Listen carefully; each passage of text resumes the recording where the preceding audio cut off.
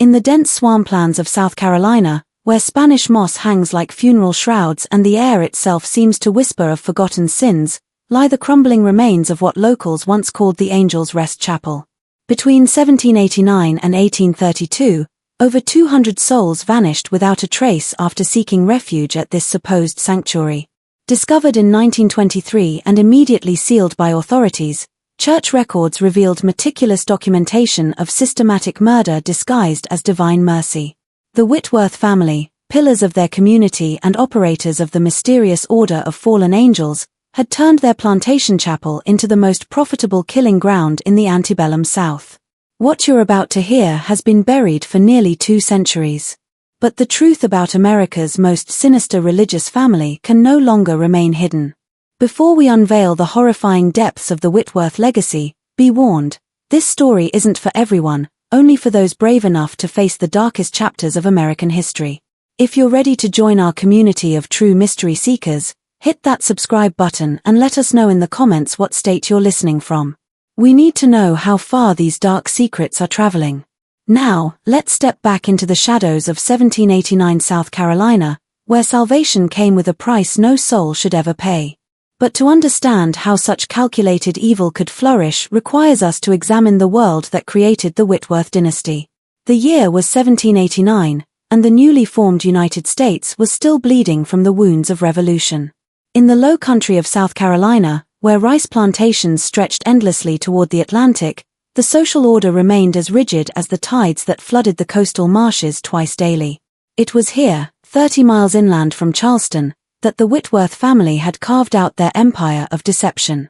Gabriel Whitworth was 43 years old when he purchased the 1,000-acre tract he would name Seraphim's Grace. Standing 6 feet tall with prematurely silver hair and eyes the color of winter ice, Gabriel possessed a commanding presence that made lesser men step aside when he entered a room. Cultured and resonant, his voice could fill a chapel or reduce a grown man to trembling silence with equal ease. Born into Virginia's declining planter aristocracy, Gabriel had watched his family's tobacco fortune crumble during the Revolutionary War. But where others saw ruin, Gabriel saw opportunity. His wife, Constance Whitworth née Napton, came from old Charleston money, her family's wealth built on the slave trade and rice cultivation. At 38, Constance remained beautiful in a fragile, ethereal way that reminded visitors of porcelain dolls. Her dark hair was always perfectly arranged, and her pale hands never showed the calluses of honest work.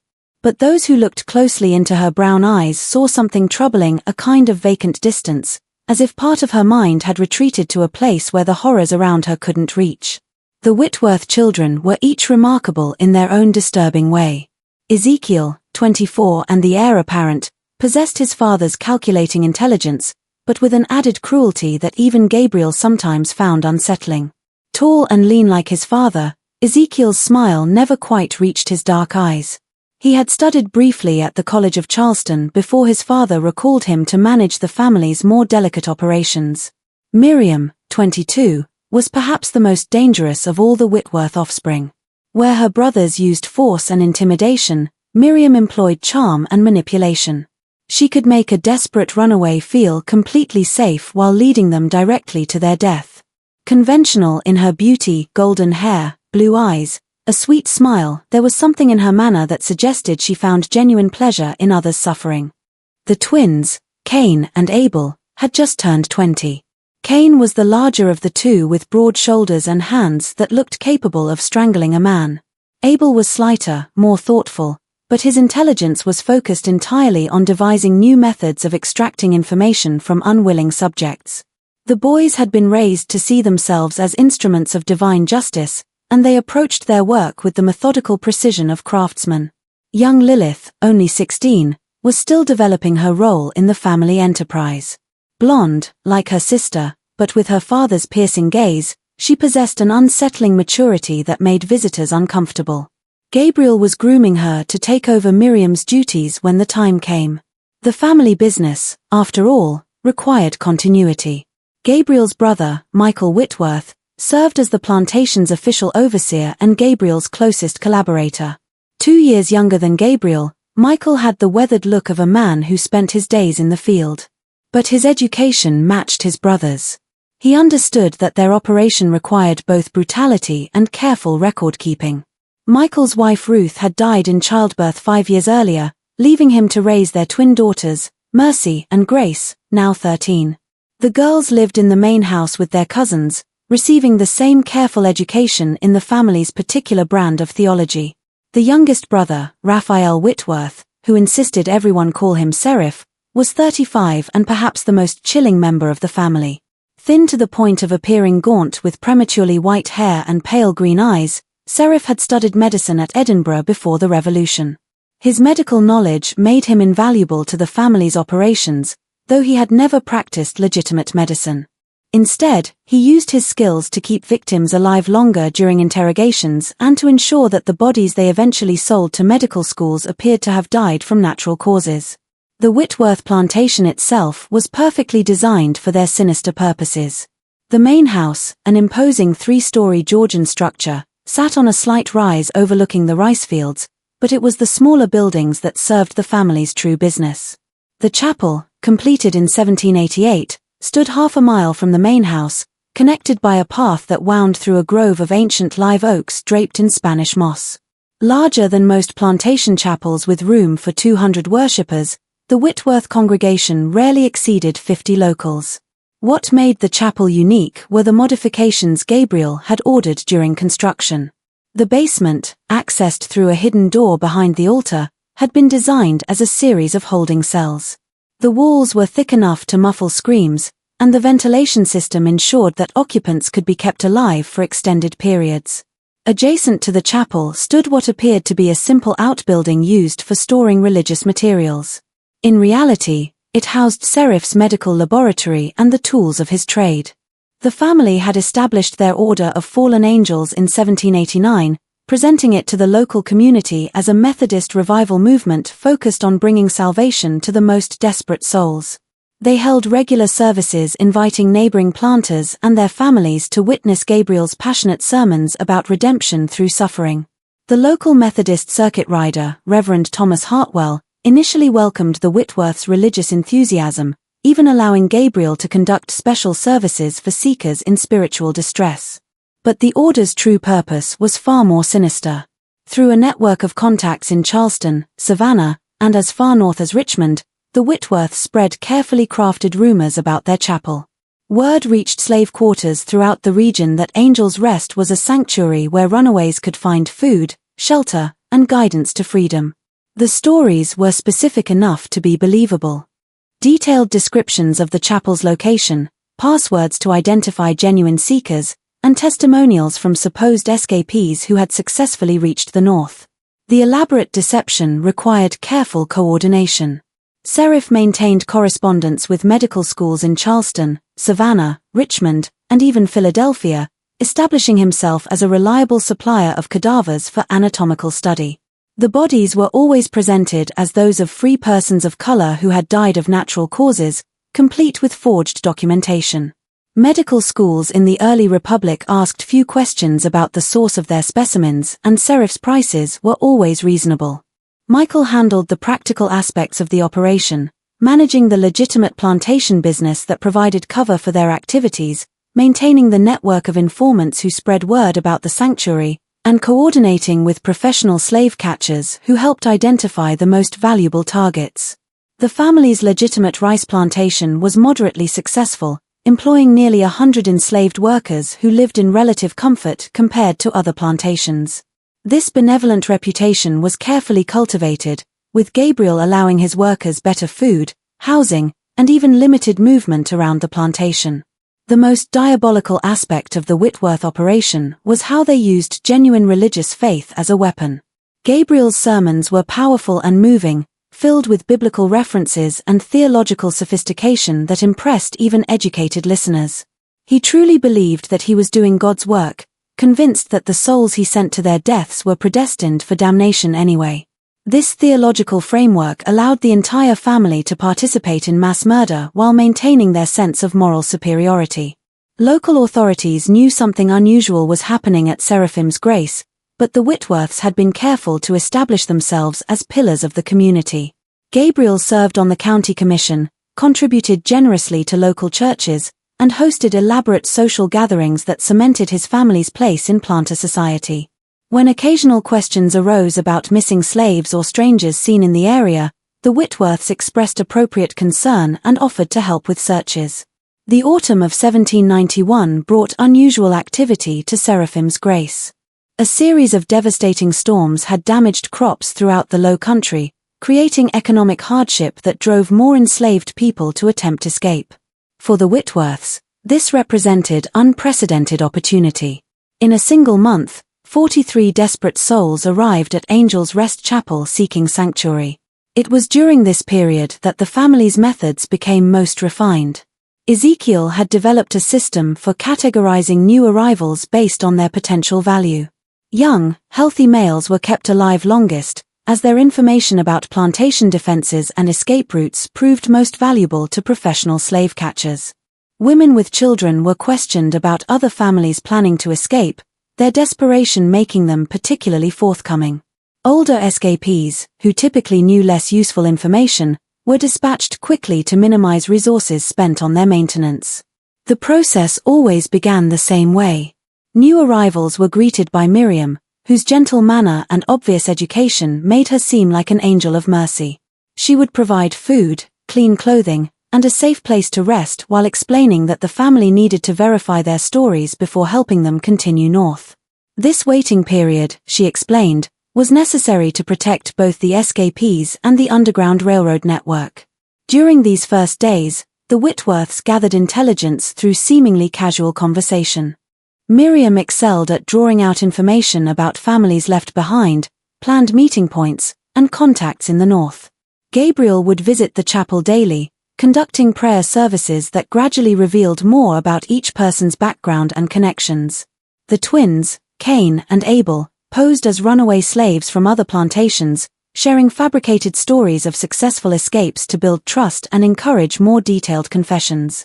Once the family had extracted all useful information, the victims were moved to the chapel's basement. Seraph's medical training proved invaluable here, as he could keep subjects conscious and responsive far longer than crude torture methods would allow.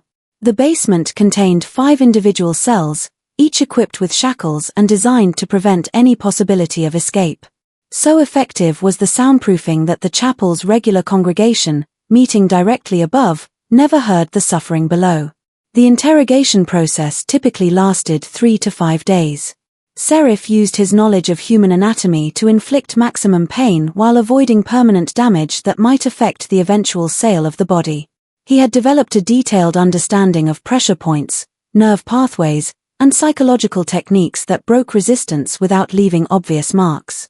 Abel assisted with these sessions, taking careful notes about information revealed and cross-referencing details with previous victims' testimonies. What made the Whitworth operation particularly effective was their systematic approach to record-keeping. Gabriel maintained detailed ledgers documenting every aspect of their business. Each victim was assigned a number and had a complete file including physical description, background information, intelligence gathered, and ultimate disposition. These records allowed the family to track patterns in escape routes, identify key figures in the Underground Railroad, and provide valuable intelligence to their network of professional slave catchers. The family had established partnerships with 3 major slave catching operations covering territory from Virginia to Georgia. These professional bounty hunters paid premium prices for detailed information about escape routes, safe houses, and planned flights. A single successful raid based on Whitworth intelligence could net rewards of thousands of dollars, money that was split between the family and their criminal partners. But it was the body trade that provided the most consistent profits. Seraph's connections with medical schools had grown into a sophisticated supply network. Bodies were preserved using techniques he had learned in Edinburgh, packaged in specially designed containers and shipped with forged documentation identifying them as free persons of color who had died of natural causes. The family earned between $50 and $100 per body, depending on the specimen's condition and the receiving institution's needs. Young Lilith began participating in the family business during this period, initially serving as an additional friendly face to greet new arrivals.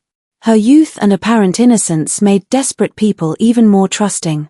Gabriel was pleased to see that she showed no emotional reaction to the suffering around her, suggesting that she would be able to take on greater responsibilities as she matured.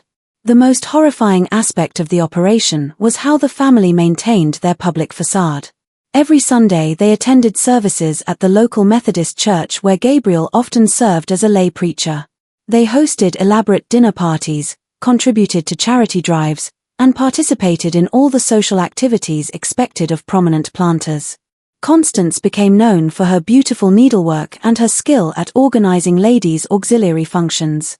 By 1795, the Whitworth operation had grown beyond anything Gabriel had originally envisioned. What began as an opportunistic scheme to profit from the chaos of the early republic had evolved into a sophisticated criminal enterprise spanning 4 states. The family's success had attracted the attention of other like-minded individuals, leading to the formation of what they called the Southern Redemption Society. The society's membership included plantation owners, merchants, professional slave catchers, corrupt officials, and even a few ministers who shared Gabriel's twisted theology. Monthly meetings were held at rotating locations, usually disguised as religious revivals or social gatherings. Members paid dues based on their profits from society-related activities, and these funds were used to expand operations and corrupt officials who might otherwise interfere. Dr. Edmund Thorne, who ran a medical practice in Charleston, became one of the society's most valuable members. His legitimate medical credentials allowed him to provide death certificates for the bodies serifs supplied to medical schools. Thorne also had connections with ship captains who transported specimens to northern institutions, ensuring that the supply chain remained undetected by authorities. Captain Marcus Fulton controlled a network of professional slave catchers operating throughout the Carolinas and Georgia. His men specialized in tracking down specific individuals based on intelligence provided by the Whitworths. Fulton's operation was particularly brutal, often capturing entire families when they learned of planned escapes. The captain paid the Whitworths a percentage of all rewards collected using their information. Perhaps most disturbing was the participation of Reverend Josiah Blackwood, a Methodist minister whose territory included 3 counties in eastern South Carolina. Blackwood used his position to identify potential escapees within his congregation, passing information to the Whitworths while maintaining the appearance of pastoral concern. He even conducted funeral services for some of the family's victims using forged documentation to claim they had died of fever or other natural causes. The society's growth required more sophisticated methods of operation. Gabriel developed a coded communication system that allowed members to share information without risk of detection. Letters discussing spiritual matters and redemption work contained detailed intelligence about escape routes, safe houses, and planned flights. This coded correspondence was discovered years later, providing historians with detailed documentation of the network's scope and methods. Serif's role evolved during this period from simple torturer to what would now be recognized as a forensic analyst. He developed detailed profiles of escape patterns, identifying the most commonly used routes and the seasonal variations in flight attempts. This intelligence allowed the society to position resources more effectively, intercepting escapees before they could reach genuine safe houses. The family's chapel became a training ground for new society members. Gabriel conducted special seminars on theological justification for difficult decisions, teaching participants how to rationalize their actions through selective biblical interpretation. Serif provided medical training, showing attendees how to extract information without leaving obvious evidence of torture. Even Miriam contributed, teaching manipulation techniques that made victims more cooperative. During this expansion period, the Whitworths processed an average of 60 victims per year. The chapel's basement was enlarged to accommodate 12 cells, and additional soundproofing was installed. A new crematorium disguised as a pottery kiln was constructed to dispose of remains that couldn't be profitably sold to medical schools. The family employed 6 additional workers, all society members, to handle the increased volume of their operations. Young Lilith, now 18, had become fully integrated into the family business. Her specialty was handling female victims, particularly those traveling with children. She had developed a maternal persona that made desperate mothers trust her completely. Lilith would care for children while their parents were being interrogated, sometimes using threats against the young ones to encourage cooperation. Her complete lack of empathy combined with her nurturing appearance made her perhaps the most effective member of the family. The twins, Cain and Abel, had developed complementary specialties. Cain handled the physical aspects of the operation, maintaining the facilities, managing transportation, and disposing of evidence. Abel focused on intelligence analysis, maintaining the detailed records that made the operation so profitable. Together, they had created a system efficient enough to process victims within 48 hours of arrival, maximizing profits while minimizing risks. But the society's success was drawing unwanted attention. Abolitionists in the North had begun noticing patterns in the disappearances of escaped slaves. Several newspaper articles mentioned the unusual number of runaways who seemed to vanish completely after leaving plantations in the South Carolina Low Country. Underground Railroad conductors reported losing contact with escapees who had been directed to safe houses in the region. The winter of 1798 brought an unexpected visitor to the South Carolina Low Country. Jeremiah Morrison, a Quaker merchant from Philadelphia, arrived in Charleston under the pretense of establishing trade relationships with local rice planters. In reality, Morrison was conducting a covert investigation for the Pennsylvania Abolition Society, trying to determine why so many escaped slaves who had successfully reached the Mason-Dixon line reported losing friends and family members somewhere in South Carolina. Morrison was a careful man, 45 years old, with the weathered appearance of someone who had spent years in dangerous places. His Quaker faith had driven him to risk his life multiple times helping escapees reach freedom, and he had developed an intuitive sense for detecting deception. Something about the stories coming out of South Carolina didn't feel right to him. The investigation began with Morrison interviewing successful escapees in Philadelphia, New York, and Boston. Pattern after pattern emerged from their testimonies. Many had been told about a sanctuary called Angel's Rest where they could find food and guidance. Some had actually visited the chapel, but left quickly, reporting that something felt wrong about the place. Others had sent friends or family members there only to never hear from them again.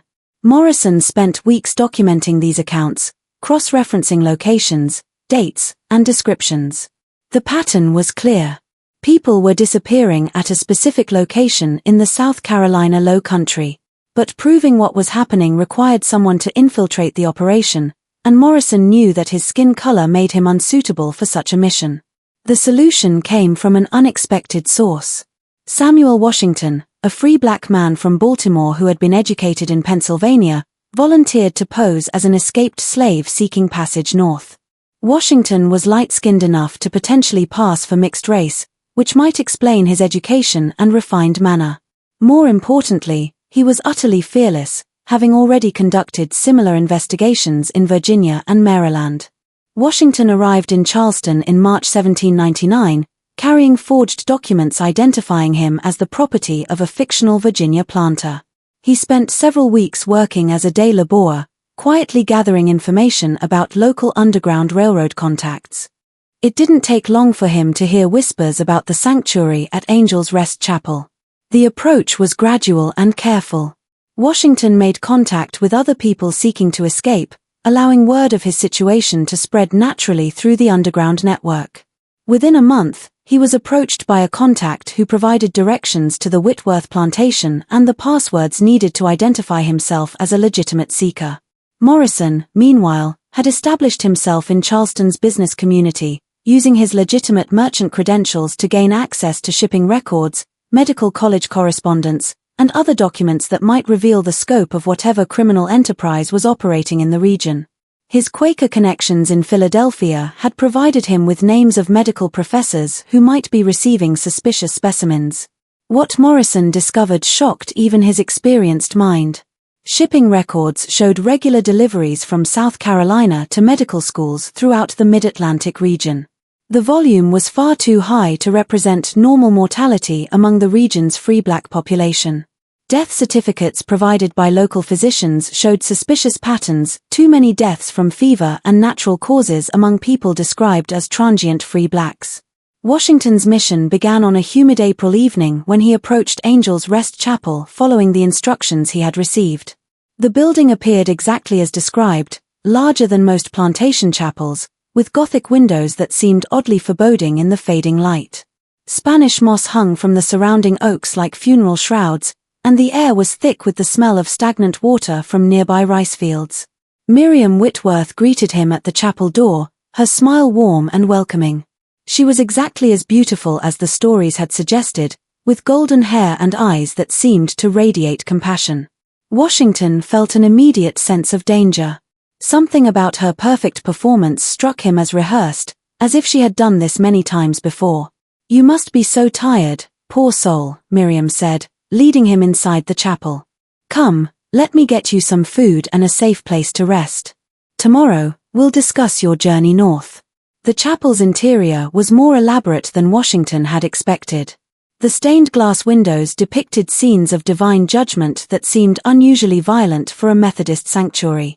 The altar was carved from dark wood, and behind it hung a painting of the Archangel Michael casting demons into hell. Everything about the space felt theatrical, as if designed to inspire fear rather than comfort. Washington was provided with simple food and clean clothes, then shown to a small room adjacent to the chapel where he could spend the night. Miriam explained that the family needed to verify his story before helping him continue north, a precaution necessary to protect both him and their network. This waiting period, she assured him, rarely lasted more than a few days. During his second day at the plantation, Washington met other members of the Whitworth family. Gabriel appeared every bit the benevolent patriarch, conducting prayer services and offering spiritual guidance to the desperate souls seeking refuge. His sermons were powerful and moving, filled with references to liberation and redemption that seemed perfectly suited to his audience. But Washington's trained eye began noticing troubling details. The other guests at the plantation seemed unusually subdued, speaking in whispers and avoiding eye contact. When he tried to engage them in conversation about their backgrounds or travel plans, they provided vague, inconsistent answers. Most disturbing was the way they looked at the Whitworth family members with a mixture of gratitude and terror that suggested they knew more than they were saying. On his third night, Washington was awakened by sounds that made his blood run cold. Muffled screams were coming from somewhere beneath the chapel, barely audible through the thick walls, but unmistakably human. He lay perfectly still, listening to the agonized cries until they finally stopped just before dawn. When he mentioned the sounds to other guests the next morning, they claimed to have heard nothing. Washington realized that he was in mortal danger, but he also understood that he might be the only person who could expose this operation. He began making careful observations, noting the layout of buildings, the number of family members, and the patterns of activity around the plantation.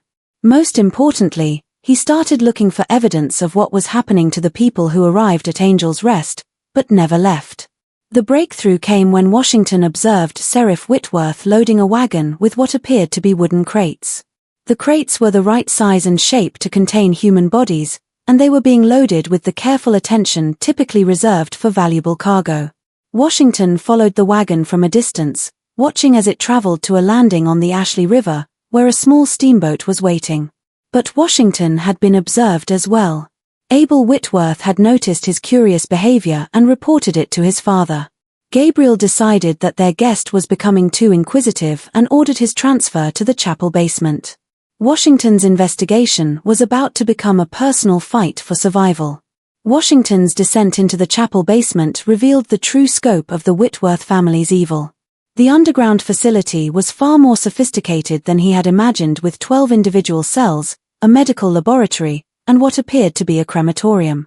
The smell of death hung in the air like a physical presence, and the walls bore stains that no amount of cleaning could remove. He was placed in a cell that showed evidence of previous occupants. Scratches in the stone walls where desperate fingernails had tried to claw through solid rock, and darker stains that Washington didn't want to identify. The cell was barely large enough for him to lie down, with no furniture except a bucket for waste and a small opening near the ceiling that provided minimal ventilation. Within hours of his imprisonment, Washington heard other prisoners in nearby cells. Their whispered conversations revealed the full horror of what was happening. Some had been there for weeks, kept alive only long enough to provide information about escape routes, underground railroad contacts, and other planned flights. Others were newer arrivals who still held hope that they might be released. The interrogations began immediately. Sheriff Whitworth proved to be a methodical torturer, using his medical knowledge to inflict maximum pain while avoiding permanent damage that might affect the eventual sale of the body. He worked with surgical precision, asking detailed questions about Underground Railroad operations while applying carefully calculated physical pressure. Washington's education and obvious intelligence made him particularly valuable to the Whitworths. They suspected he might be connected to abolitionists in the North, and they were determined to extract information about Underground Railroad financing and organization. The torture sessions lasted hours, with Sheriff demonstrating a disturbing enthusiasm for his work, but Washington had been prepared for this possibility. His training in Philadelphia had included instruction on resisting interrogation, and his Quaker faith provided him with inner strength that his captors couldn't break. He fed them false information mixed with enough truth to seem credible, buying time while he looked for an opportunity to escape. The opportunity came from an unexpected source. Grace Whitworth, one of Michael's 13-year-old twin daughters, had been bringing food to the prisoners as part of her education in the family business. Unlike her relatives, Grace seemed genuinely disturbed by the suffering around her. Washington began talking with her during these brief visits, gradually building her trust while planting seeds of doubt about her family's activities. Grace was intelligent enough to understand that what her family was doing was wrong, but she had been raised to believe that their victims were predestined for damnation anyway. Washington's gentle theological arguments, combined with his obvious education and refinement, began to shake her faith in the family's twisted doctrine. More importantly, she began to see him as a human being rather than simply another specimen for processing. The escape plan required careful timing and considerable luck. Grace agreed to leave Washington's cell unlocked during her next food delivery, giving him access to the laboratory where Sheriff kept his surgical instruments. Armed with a scalpel, Washington would have to make his way through the plantation at night, avoiding the family and their workers while reaching the Ashley River, where he could steal a boat. But the plan went wrong almost immediately. Grace's unusual behavior had been noticed by her sister Mercy, who reported the suspicious activity to their father, Michael. When Washington tried to leave his cell, he found Abel Whitworth waiting for him with a pistol and a vicious smile. "Did you really think we wouldn't notice?" Abel asked, gesturing for Washington to return to his cell. "Poor little Grace thought she was saving your soul. Instead, she's just ensured that your death will be much more unpleasant than we originally planned." Washington was returned to his cell, but the failed escape attempt had revealed something important. There were cracks in the family's unity. Grace's willingness to help him suggested that other family members might be having doubts about their activities. More importantly, the incident had forced the Whitworths to accelerate their timeline for his disposal. That night, Washington heard voices in the laboratory. Gabriel and Sheriff discussing the best way to handle their problematic prisoner. Gabriel wanted to extract as much information as possible before killing him. But Sheriff was concerned that Washington's obvious intelligence and education made him too dangerous to keep alive much longer. They decided to conduct one final interrogation session using methods that would likely prove fatal. But Washington had one more card to play. During his weeks of captivity, he had been making careful mental notes about everything he observed. The layout of the facility, the names and faces of family members, the details of their operation. More importantly, he had been memorizing the information provided by other prisoners, building a comprehensive picture of the Underground Railroad network that the Whitworths were systematically destroying. When Sheriff arrived for the final interrogation, Washington offered to provide detailed information about abolitionist financing and organization in exchange for a quick death rather than prolonged torture. The offer was compelling enough to make Sheriff pause and consider. He knew that such intelligence would be enormously valuable to their Southern Redemption Society partners. What Sheriff didn't realize was that Washington was buying time for a rescue attempt. Jeremiah Morrison, growing concerned about his partner's extended absence, had begun making discreet inquiries about Angel's Rest Chapel. His investigation had attracted the attention of other abolitionists in Charleston, including several free black workers who had heard rumors about the plantation's activities. The rescue came at dawn on a humid June morning when fog from the Ashley River provided perfect cover for Morrison's small team of volunteers. They had spent weeks planning the assault, studying the plantation's layout, and identifying the most likely location for Washington's imprisonment. The team included Morrison, 2 other Quakers from Philadelphia, and 4 free black men from Charleston who had volunteered for the dangerous mission. The attack began with a diversionary fire set in one of the plantation's rice processing buildings. While the Whitworth family and their workers rushed to contain the blaze, Morrison's team infiltrated the chapel and discovered the entrance to the basement facility. What they found there exceeded their worst fears. 11 prisoners were still alive in the underground cells, including Washington, who was barely conscious after his final interrogation session. The laboratory contained detailed records of the family's activities, ledgers documenting over 800 murders, correspondence with medical schools throughout the Mid-Atlantic region, and maps showing underground railroad routes that had been compromised by information extracted from victims. But the most horrifying discovery was Serif's medical journal, which contained detailed descriptions of his torture techniques and observations about the effectiveness of different methods for extracting information. The journal revealed that he had been using the prisoners as test subjects for what he called enhanced interrogation research, systematically documenting the physical and psychological limits of human endurance. The rescue team had planned to escape immediately after freeing the prisoners, but Washington insisted on gathering as much evidence as possible. Despite his injuries, he helped collect the most incriminating documents while Morrison's men prepared the survivors for transport. They had perhaps 30 minutes before the fire would be controlled and the family would discover their underground chamber had been breached. The evidence they collected would eventually expose not only the Whitworth family's crimes, but the entire Southern Redemption Society network. Letters between society members revealed similar operations in Virginia, North Carolina, and Georgia, all following the same basic model of false sanctuaries that lured escapees to their deaths. The scope of the conspiracy extended far beyond anything Morrison had imagined. But Gabriel Whitworth had not built his empire by being careless. When the fire was finally controlled and he realized what had happened, he immediately began implementing contingency plans that he had developed for exactly this situation. The family had escape routes prepared, and more importantly, they had powerful allies who would help them avoid prosecution. The Whitworths' political connections proved their salvation. Gabriel had spent years cultivating relationships with judges, sheriffs, and state legislators who owed their positions to planter support. When Morrison's evidence was presented to local authorities, it was dismissed as fabricated propaganda designed to inflame tensions between North and South.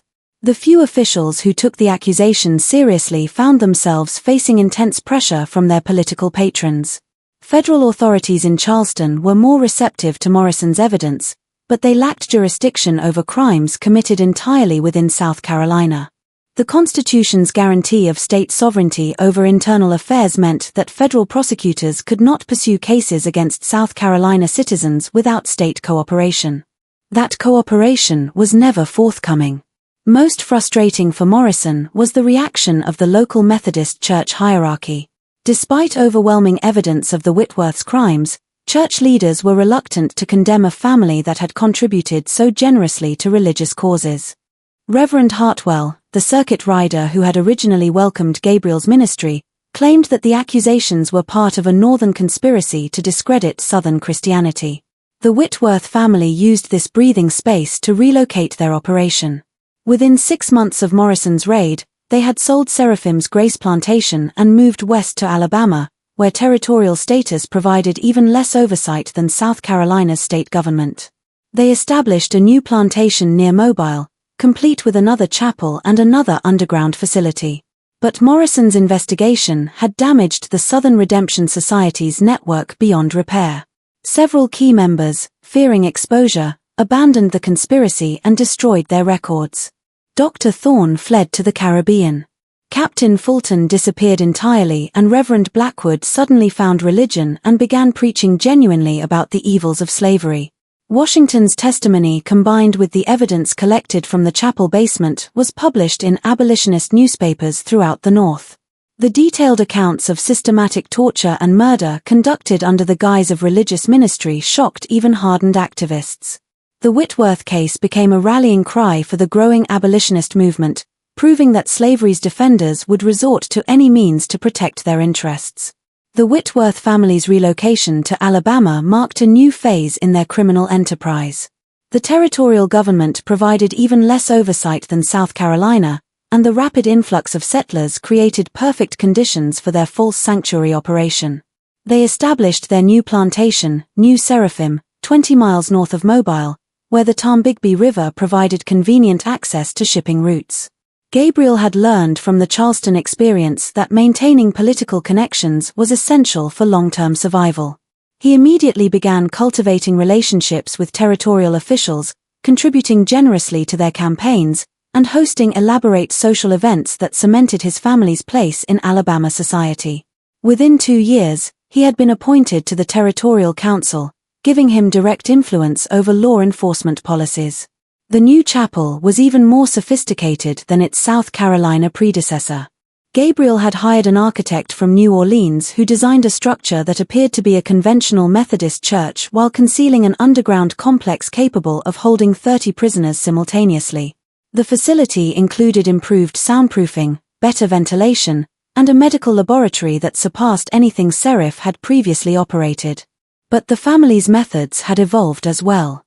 The failure in Charleston had taught them that relying entirely on false sanctuaries was too risky. They began developing multiple approaches to their criminal enterprise, including legitimate slave trading that provided cover for their more sinister activities. Gabriel obtained a license as a slave trader, allowing him to transport and sell human beings legally while using the business to identify potential victims for his underground operation. The legitimate slave trading business proved enormously profitable and provided perfect cover for their criminal activities. Gabriel specialized in what he called problem slaves, individuals who had attempted escape, shown signs of rebellion, or possessed skills that made them particularly valuable. These slaves commanded premium prices. But more importantly, their disappearance could be easily explained as routine sales to distant plantations. Ezekiel had developed a particularly sinister innovation during the Alabama years. He began purchasing slaves specifically to torture information from them about underground railroad networks, then selling them to plantations so remote that escape was virtually impossible. This approach generated revenue while still providing the intelligence that made their false sanctuary operation so profitable. The family's network in Alabama proved even more extensive than their South Carolina connections. The territorial government was dominated by settlers from Georgia and the Carolinas, many of whom shared the Whitworths' views about the necessity of extreme measures to maintain social order. Several prominent planters became informal partners in the operation, providing intelligence about potential escapees and sharing in the profits from successful captures. Miriam had married Captain James Patterson, a former naval officer who commanded a riverboat on the Tombigbee. Patterson's vessel, the Sweet Salvation, became an essential component of the family's transportation network. Bodies destined for medical schools were shipped north via riverboat, while living captives were transported to remote locations where they could be held indefinitely without discovery. Young Lilith, now 22, had become the family's most effective operative. Her beauty and apparent innocence made her irresistible to men of all social classes, and she used these advantages to gather intelligence about escape plans, abolitionist activities, and underground railroad operations. She had established relationships with boat captains, merchants, and even federal officials, each believing that he was her only romantic interest. The twins, Cain and Abel, had developed complementary criminal enterprises that supported the family's main operation. Cain operated a blacksmith shop in Mobile that specialized in restraints and transportation equipment used by slave traders throughout the region. Abel had established himself as a dealer in curious medical specimens, providing anatomical oddities to medical schools and private collectors in the North and Europe. But it was Serif's medical research that represented the most chilling evolution of the family's activities. His years of experience torturing prisoners had given him unprecedented knowledge of human anatomy and psychology. He began conducting what he called enhanced medical research, using prisoners as test subjects for procedures that no legitimate physician would attempt. His detailed journals from this period discovered decades later revealed experiments that anticipated some of the worst medical crimes of the 20th century. The Alabama operation processed an average of 80 victims per year, making it the most prolific component of what remained of the Southern Redemption Society network. The underground facility beneath New Seraphim's Chapel could hold 30 prisoners simultaneously, allowing for more systematic extraction of intelligence and more efficient processing of bodies for sale to medical institutions. By 1805, word of the Whitworth family's Alabama operation had begun reaching abolitionist networks in the North. Jeremiah Morrison, still haunted by his experiences in South Carolina, had spent years tracking the family's movements and documenting their continued activities. His detailed reports to the Pennsylvania Abolition Society painted a picture of systematic murder that exceeded anything previously documented in American criminal history.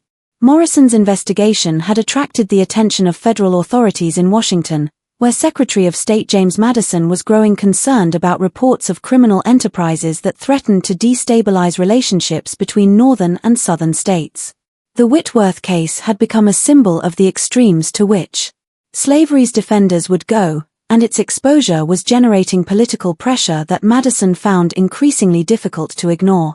But investigating crimes committed in territorial Alabama proved even more challenging than pursuing the family in South Carolina. The territorial government was dominated by Southern interests and federal authority was limited to specific constitutional violations. Unless Morrison could prove that the Whitworths were interfering with interstate commerce or violating federal treaties, local authorities could continue ignoring the evidence against them. The breakthrough came from an unexpected source. Samuel Washington, still recovering from his traumatic imprisonment in the Charleston facility, had spent years developing a network of informants within the slave trading community. His contacts included boat captains, warehouse workers, and even some plantation overseers who had grown disgusted with the extreme brutality they witnessed. This network provided detailed intelligence about the Whitworth family's Alabama operations. Washington learned that the family was planning a major expansion of their activities. Gabriel had negotiated agreements with medical schools in New Orleans, Richmond, and even Boston to provide a steady supply of anatomical specimens. The volume of bodies required for these contracts would necessitate killing nearly 200 people per year, making the Alabama operation the largest murder for-profit enterprise in American history. More importantly, Washington's informants revealed that the family was planning to recruit additional partners throughout the Deep South. Gabriel had been conducting secret meetings with planters in Mississippi, Louisiana, and Tennessee, spreading his model of false sanctuaries combined with legitimate slave trading. If successful, this expansion would create a network of killing sites that could process thousands of victims annually. Morrison realized that traditional law enforcement approaches would never stop the Whitworth network. Local authorities were either corrupted, intimidated, or genuinely sympathetic to the family's activities. Federal intervention remained unlikely unless the crimes could be framed as threats to national security. The only realistic option was direct action by abolitionist networks despite the enormous legal and physical risks involved. The plan that emerged from Morrison's discussions with other abolitionists was both audacious and dangerous. A team of volunteers would infiltrate the Alabama operation, gathering evidence while simultaneously conducting rescue operations. The information collected would be used to expose not only the Whitworth family, but their entire network of partners and customers. Most importantly, the operation would be timed to coincide with a major gathering of Southern Redemption Society members, allowing for the capture of multiple criminal leaders simultaneously. Washington insisted on leading the infiltration team despite Morrison's concerns about his psychological readiness for such a mission. The torture he had endured in Charleston had left permanent scars, both physical and mental, but it had also given him unique insights into the family's methods and psychology. No one else possessed his combination of experience, intelligence, and desperate motivation to stop their activities. The team assembled for the Alabama mission included 12 volunteers from abolitionist organizations throughout the North. Several were Quakers like Morrison, motivated by religious convictions about human equality. Others were free black men who understood that their own freedom depended on destroying the networks that made escape impossible for their enslaved brothers and sisters. All were prepared to die rather than allow the Whitworth operation to continue. The infiltration of the Alabama operation began in the autumn of 1807 when Washington and 3 other team members arrived in Mobile posing as slave traders from Georgia. Their cover story was carefully constructed with forged documents and references from fictional plantations that would be difficult to verify. Washington's light skin and education allowed him to pose as a mixed-race freeman working as an agent for white traders, while his companions played the roles of typical Southern businessmen seeking profitable investments. The team spent weeks establishing their credentials within Mobile's slave trading community. They attended auctions, visited plantations, and gradually built relationships with the merchants and traders who formed the backbone of the regional economy. Their ultimate goal was to arrange a meeting with Gabriel Whitworth, whose reputation as a specialist in difficult cases had spread throughout the territory. Morrison, meanwhile, had established himself in New Orleans, where he used his legitimate merchant credentials to investigate the medical schools that were receiving specimens from Alabama. His discoveries were even more horrifying than expected. Not only were the schools receiving far more bodies than could be explained by natural mortality, but some professors were specifically requesting specimens that showed evidence of particular types of trauma. The academic medical community was not merely ignoring the source of their specimens. They were actively encouraging the torture that preceded death. The meeting with Gabriel finally occurred in December 1807. When Washington's team was invited to New Seraphim Plantation to discuss potential business arrangements, Gabriel appeared to be thriving in Alabama, having gained weight and developed the kind of confident bearing that came from years of successful criminality. His family had grown as well. Miriam was pregnant with her second child. Ezekiel had married a local planter's daughter, and even young Lilith was engaged to a territorial judge's son. The plantation itself was far more impressive than Seraphim's Grace had been. The main house was a massive Georgian structure with elaborate gardens and outbuildings that rivaled the finest estates in Virginia or South Carolina. The chapel, while maintaining the appearance of a simple religious structure, was larger and more elaborate than its predecessor. Everything about the property spoke of tremendous wealth derived from criminal activities. Gabriel's initial conversation with Washington's team focused on legitimate slave trading opportunities. He described his methods for identifying and acquiring problem slaves who could be purchased at below-market prices due to their behavioral issues. His approach involved buying these individuals, using various techniques to break their resistance, then reselling them at significant profits to plantations that specialized in managing difficult workers. But as the conversation progressed, Gabriel began revealing more sensitive aspects of his operation. He mentioned his connections with medical schools that paid premium prices for fresh anatomical specimens. He described his information network that allowed him to identify potential escapees before they could reach Underground Railroad contacts. Most tellingly, he spoke about his theological research into the spiritual condition of people predestined for damnation. Washington recognized the same twisted religious justification that had characterized Gabriel's South Carolina operation. The man genuinely believed that he was doing God's work by hastening the deaths of souls that were destined for hell anyway. This theological framework allowed him to commit mass murder while maintaining his sense of moral superiority, and it provided the intellectual foundation for recruiting other Southern Christians into his criminal network. The tour of the plantation revealed the sophistication of the Alabama operation. The chapel's basement facility was far larger than its South Carolina predecessor, with individual cells designed for specific types of prisoners. Seraph's medical laboratory included equipment that would have been impressive in any legitimate medical school, along with detailed charts documenting the anatomical knowledge gained from his years of systematic torture. Most disturbing was the family's casual attitude toward their crimes. They spoke about their victims as if discussing livestock, using clinical language to describe torture techniques and disposal methods. Lilith demonstrated the equipment used to restrain prisoners, explaining how different configurations were optimal for different types of interrogation. Even Constance, who had seemed mentally fragile in South Carolina, now participated actively in discussions about the business aspects of their operation. Washington's team was invited to remain at the plantation for several days, while Gabriel arranged for them to observe his methods firsthand. This extended visit provided unprecedented access to the family's operations, but it also placed the infiltrators in mortal danger. Any suspicious behavior would result in their immediate imprisonment and eventual death. The breakthrough came when Washington was allowed to participate in an interrogation session. Gabriel wanted to demonstrate his techniques for extracting information from captured escapees using a young man who had been caught attempting to reach Pennsylvania. The torture session was conducted with the same methodical precision that Washington remembered from his own captivity.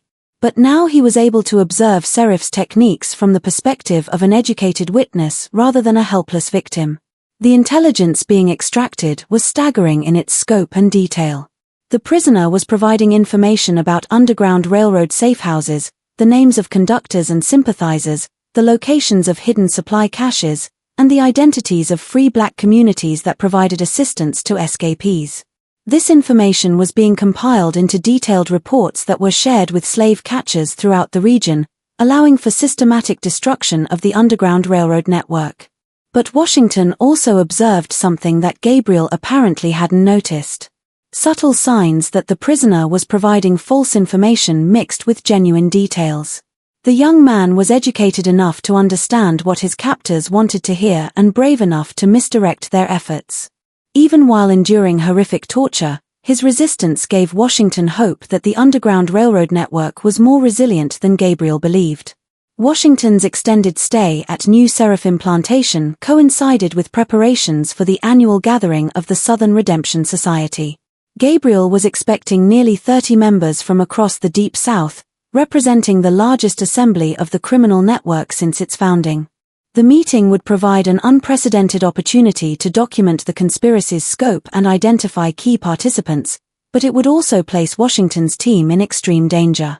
The society members began arriving in late December, traveling to the plantation under cover of attending a religious revival.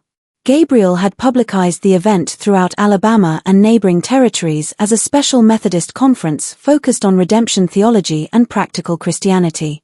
Local newspapers carried advertisements for the revival, complete with testimonials from prominent planters about Gabriel's inspiring ministry. Washington recognized several attendees from his research into the network's operations. Dr. Edmund Thorne had returned from the Caribbean, apparently confident that enough time had passed since the Charleston incident to make his participation safe. Captain Fulton, the slave catcher who had disappeared after Morrison's investigation, was also present, having established new operations in Mississippi. Most shocking was the presence of Reverend Blackwood, who had supposedly found genuine religion after the South Carolina exposure. The attendees represented the criminal elite of the antebellum South. They included plantation owners who used their legitimate businesses to identify victims, merchants who provided transportation and financing, medical professionals who handled body disposal, and government officials who ensured that investigations were quashed or misdirected. Together, they controlled a network that extended from Virginia to Louisiana, processing hundreds of victims annually while maintaining facades of respectability. The society's formal sessions were held in the plantation's main house with discussions disguised as theological seminars on predestination and divine justice. But the real business was conducted in smaller groups where participants shared intelligence about Underground Railroad activities, coordinated responses to abolitionist investigations, and planned expansion into new territories. Washington's access to these conversations provided detailed documentation of criminal activities that exceeded anything previously gathered by law enforcement. Gabriel's opening address to the society revealed the scope of his ambitions. He spoke about expanding operations into the Louisiana Territory, where territorial status would provide even less oversight than Alabama. He described plans for new false sanctuaries in Mississippi and Tennessee, each designed to process larger numbers of victims more efficiently.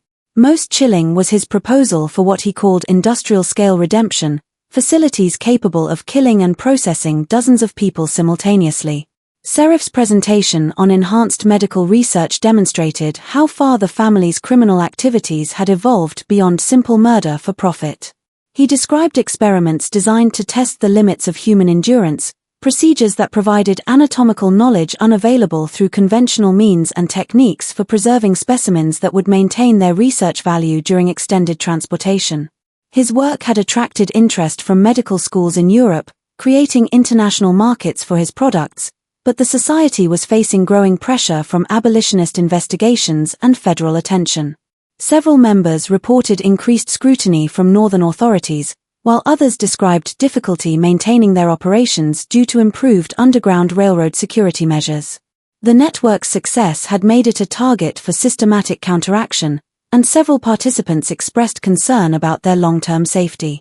Washington's most important discovery was the Society's plan for responding to increased pressure rather than reducing their activities. They intended to accelerate operations while developing new methods for avoiding detection. This included establishing legitimate businesses that could serve as fronts for their criminal enterprises, corrupting additional government officials to ensure protection, and eliminating potential witnesses who might expose their activities. The elimination plan was particularly chilling. Gabriel had compiled a list of abolitionists, escaped slaves, and other individuals who posed threats to the network's security. The Society intended to systematically murder these people using methods that would appear to be accidents, natural deaths, or random crimes. Washington's own name was on this list along with Morrison and several other investigators who had been tracking the network's activities. But Washington had one advantage that Gabriel couldn't have anticipated. Morrison's team was already in position around the plantation, preparing for a coordinated assault that would expose the entire conspiracy. The timing had been carefully planned to coincide with the Society's gathering when maximum numbers of criminals would be present and maximum evidence would be available for capture. The assault on New Seraphim Plantation began before dawn on January 15, 1808, when Morrison's team moved into position around the property's perimeter. The attack had been planned with military precision, taking advantage of detailed intelligence that Washington had provided about the plantation's layout, security measures, and the location of the underground prison facility. Federal marshals from New Orleans had agreed to participate, giving the operation legitimate law enforcement authority. The team included 24 men, Morrison and 7 other abolitionists, Samuel Washington and 3 other infiltrators, 8 federal marshals, and 6 soldiers from the New Orleans garrison. They were armed with the latest military equipment and carried detailed maps of the plantation buildings. Most importantly, they had warrants signed by territorial judges who had been convinced that the Whitworth operation threatened federal authority in Alabama. The assault began with simultaneous attacks on the main house and the chapel, designed to prevent the destruction of evidence while capturing as many Society members as possible. Morrison himself led the team that breached the chapel, where they discovered 17 prisoners in the underground facility. The condition of these captives provided horrifying testimony to the systematic torture that had been conducted in the basement chambers. Washington's role was to secure Gabriel's office in the main house where the family's detailed records were stored. Despite his years of preparation for this moment, nothing could have prepared him for the scope of documentation that Gabriel had maintained. Ledgers recorded over 1,500 murders.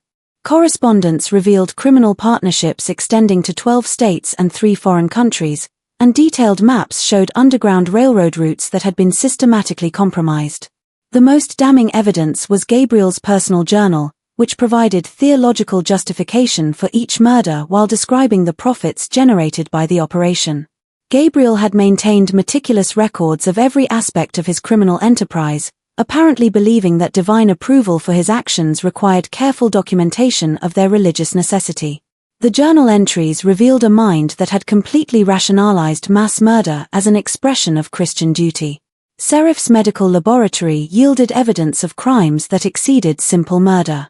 His detailed research notes described experiments conducted on living subjects, procedures designed to test the limits of human endurance, and anatomical studies that violated every principle of medical ethics.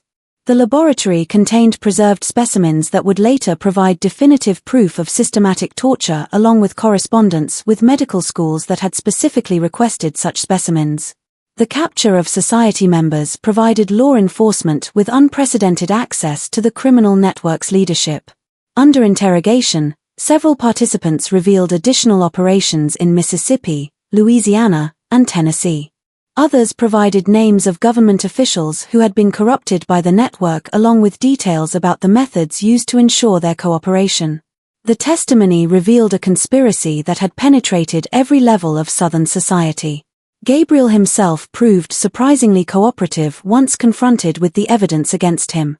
Rather than denying his crimes, He attempted to justify them through elaborate theological arguments about predestination and divine justice.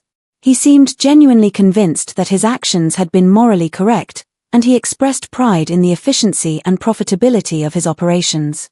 His complete lack of remorse made him perhaps the most chilling criminal in American history to that point. But the legal proceedings that followed demonstrated the limitations of early 19th century justice. While federal authorities had clear evidence of multiple murders, the jurisdictional complexities of territorial law made prosecution difficult. Several key witnesses disappeared before they could testify, apparently killed by remaining network members. Others recanted their testimony after receiving death threats or bribes from Southern sympathizers. Most frustrating was the reaction of local Alabama authorities who refused to cooperate with federal prosecutors. Territorial officials claimed that the evidence had been obtained illegally and that federal intervention in local criminal matters violated constitutional principles. Several prominent Alabama planters organized legal defense funds for the accused, arguing that they were victims of Northern persecution rather than criminals deserving punishment. The legal proceedings against the Whitworth family and their Southern Redemption Society conspirators stretched on for 3 years, becoming a symbol of the growing tensions between North and South that would eventually lead to civil war. Gabriel Whitworth was ultimately convicted of murder and executed in 1811, but most of his family members and criminal partners escaped serious punishment through legal technicalities, witness intimidation, and political influence. Sheriff Whitworth fled to Mexico before he could be arrested, taking with him detailed medical records that he later sold to European researchers interested in his anatomical discoveries. His whereabouts remained unknown until 1834 when reports surfaced of a mysterious doctor in Texas who was conducting similar experiments on captured Comanche warriors. These reports were never officially confirmed, but they suggested that Sheriff had continued his criminal research for decades after the Alabama operation was exposed. Ezekiel and the twins Cain and Abel were convicted of lesser charges and sentenced to lengthy prison terms. However, they were quietly released after serving only 2 years, apparently through the intervention of influential Southern politicians who viewed their prosecution as an attack on regional autonomy. All 3 resumed criminal activities under assumed identities, with Ezekiel establishing a new slave trading operation in Texas, and the twins operating a body-snatching enterprise that supplied medical schools throughout the Southwest. Miriam and Lilith used their beauty and social connections to avoid prosecution entirely. Miriam's husband, Captain Patterson, used his riverboat to transport both women to New Orleans, where they disappeared into the city's diverse population. Reports later placed them in Mexico City, where they had allegedly established a bordello that specialized in eliminating wealthy clients and selling their bodies to medical researchers. These reports were never verified, but they were consistent with the family's history of combining criminal activities with facades of respectability. Constance Whitworth, Gabriel's wife, was found mentally incompetent to stand trial and was committed to an asylum in Mobile. She died there in 1819, reportedly never having spoken a coherent word about her family's activities. Some observers believed her mental condition was genuine, while others suspected she was feigning insanity to avoid prosecution. The truth died with her, taking with it crucial details about the early development of the family's criminal enterprise. The exposure of the Whitworth network had far-reaching consequences for the Underground Railroad movement. The detailed intelligence that Gabriel had gathered about escape routes, safe houses, and Underground Railroad personnel forced abolitionists to completely reorganize their operations. Many routes that had been used successfully for years had to be abandoned, while trusted conductors and sympathizers found themselves under surveillance by slave catchers who had obtained their names from Whitworth records. But the exposure also galvanized Northern opposition to slavery by providing concrete evidence of the extremes to which the institution's defenders would go. Morrison's detailed reports about the Whitworth operation were published in newspapers throughout the North, generating support for abolition among Americans who had previously been indifferent to the slavery question. The systematic torture and murder conducted under the guise of religious ministry demonstrated that slavery corrupted not just economic relationships but fundamental moral values. Samuel Washington became a prominent speaker for abolitionist organizations using his first-hand experience of the Whitworth torture chambers to illustrate the human cost of slavery. His testimony was particularly effective with religious audiences who were shocked by the family's abuse of Christian theology to justify mass murder. Washington's speeches helped convince many Northern Christians that opposition to slavery was a religious obligation rather than merely a political preference. Jeremiah Morrison continued his investigation of criminal networks associated with slavery, eventually documenting similar operations in Virginia, Maryland, and North Carolina. His work established him as one of the most effective investigators of the antebellum period, and his methods influenced the development of modern criminal investigation techniques. However, the psychological toll of his work was enormous, and he died in 1825 at the age of 62, reportedly haunted by nightmares about the horrors he had witnessed.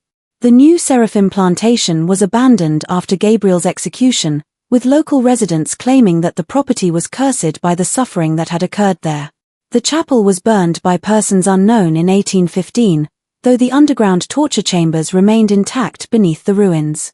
The main house stood empty for decades before finally collapsing in a storm in 1847, leaving only the foundation stones as evidence of the Whitworth family's presence in Alabama. Modern historians estimate that the Whitworth family and their criminal network were responsible for the deaths of at least 1,800 people between 1789 and 1808. This number includes not only direct victims of their false sanctuary operations, but also the countless slaves who were captured and killed as a result of intelligence extracted through torture. The total death toll may have been significantly higher, as many of the family's records were destroyed before they could be examined by authorities. The Whitworth case represents one of the earliest documented examples of systematic murder conducted under the guise of religious ministry in American history. Gabriel's use of Christian theology to justify mass killing anticipated similar abuses by cult leaders and religious extremists in later centuries. His ability to maintain community support while conducting horrific crimes demonstrated the power of religious authority to corrupt moral judgment and enable criminal behavior. The medical aspects of the Whitworth operation revealed disturbing connections between legitimate academic institutions and criminal enterprises.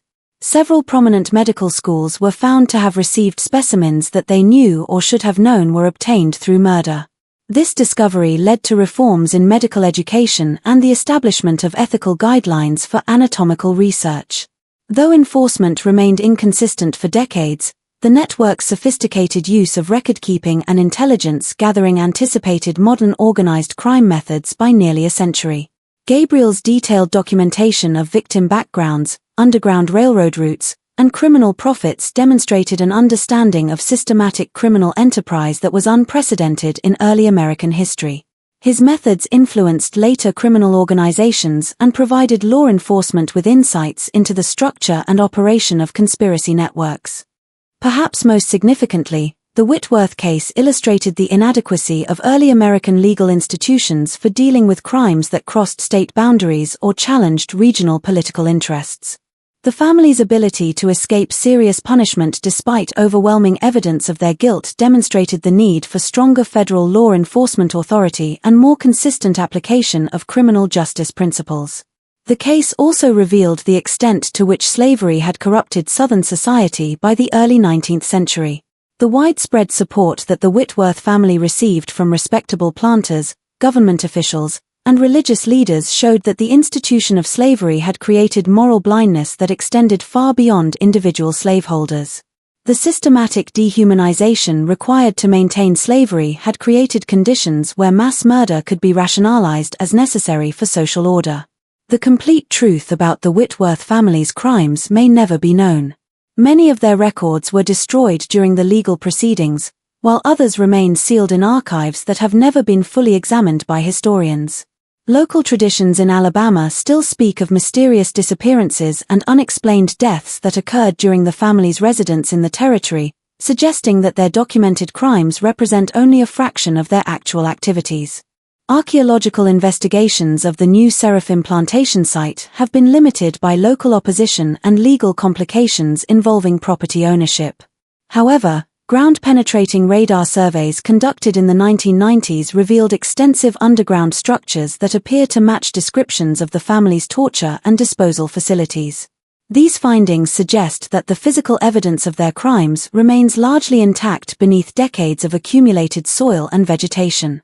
Recent research has also uncovered evidence of Whitworth family activities in Texas, Mexico, and possibly South America during the decades following their Alabama exposure.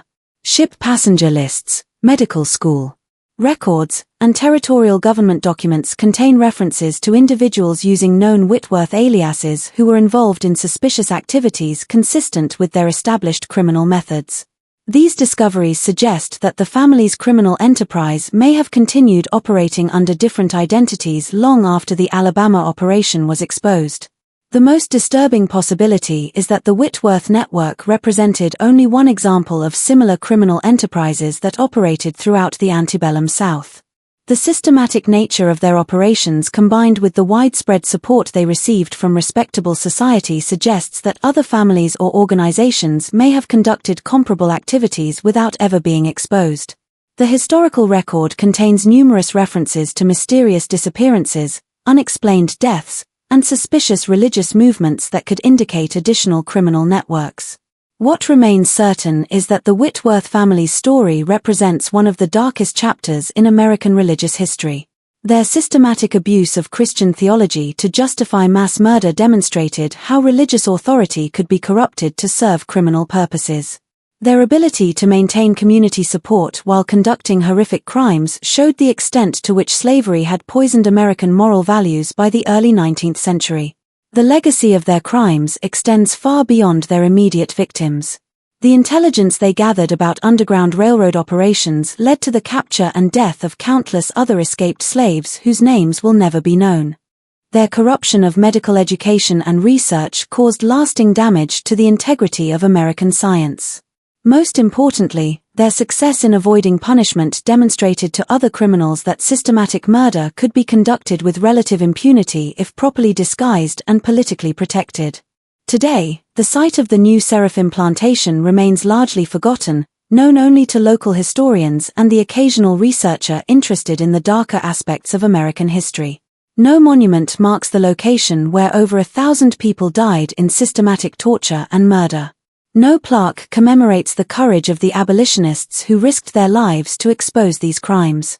The silence surrounding these events serves as a reminder of how easily societies can forget their most shameful episodes. But the story of the Whitworth family serves as a permanent warning about the dangers of religious extremism, racial hatred, and the corruption of moral authority. Their crimes demonstrate how quickly civilized societies can descend into barbarism when fundamental human values are abandoned in service of economic interests or political power.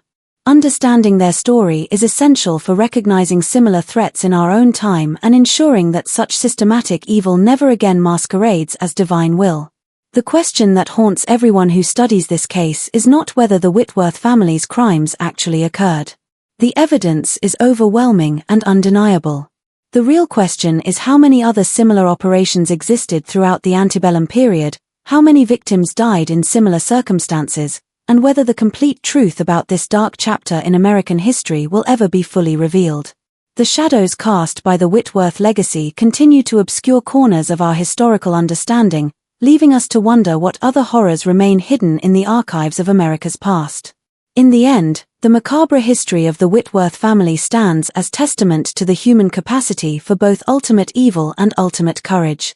While Gabriel and his family represent the depths of human depravity, the abolitionists who risked everything to expose their crimes embody the highest ideals of human dignity and moral courage.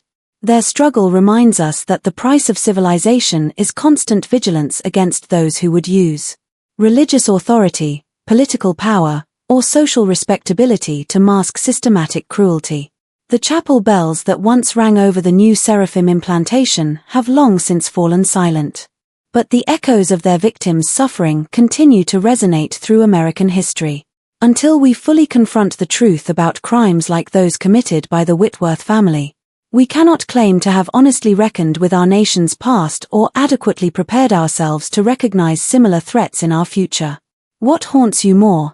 That such systematic evil could operate under the guise of religious ministry, or that so much of their story may still remain hidden in archives yet to be opened? Share your thoughts in the comments below. And if this dark chapter of American history has opened your eyes to the depths human beings can sink to when they abandon their moral compass, make sure to subscribe and hit that notification bell. Not everyone has the courage to face these hard truths about our past, but those who do join a community dedicated to ensuring that such horrors never happen again. Until next time, remember that the most dangerous criminals are often those who convince themselves they're doing God's work.